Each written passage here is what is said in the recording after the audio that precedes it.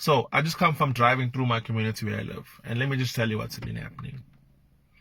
The people that live here have decided to take safety into their own hands. They've decided to take security into their own hands. At all the different intersections, the roads you turn into, there's always parking there with big Land Cruisers and Buckies and Ford Rangers. And these always don't look like they came to mess around or to sell donuts or cook sisters. They look rough. Rough even for me. And even when I'm driving past, they're looking at me, because I look suspicious a little bit. Particularly where I live, to them maybe. And so I stopped, I spoke to them, asked them what's up. These guys are organized, and I think they're actually helping the police out, because the police, we kind of depended on the police in the morning. I don't think the police were ready, and I don't personally think that we can hold them accountable for that level, the level of anarchy that unfolded in KZN. I'm not sure if there's any police force in the world who could have been prepared for that. So, shout out to those who did what they could.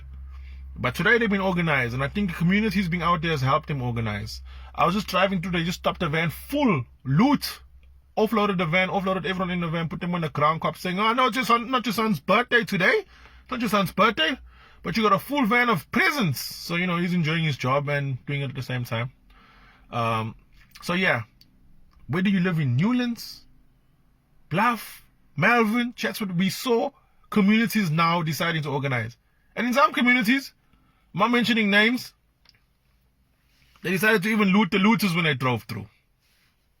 Now, you can have your own opinion on how you feel about that, but that was a little bit funny to me. A new community who did that, you know who you are. I'm not going to say your name. But communities have had to defend themselves, bro. We've been forced into the situation as KZN residents to kind of mark your territory and say, yeah, we live in this road or this area, we're going to stand here and no one's going to come in this section. That's what we've been forced to do. Because no leadership. Leadership is late. They're sending the army now, late. They destroy. They finished. They destroyed. You know where they keep the storage containers? Yeah, not far from. Whoa. They took things there. I don't know what they're gonna do with some of those things.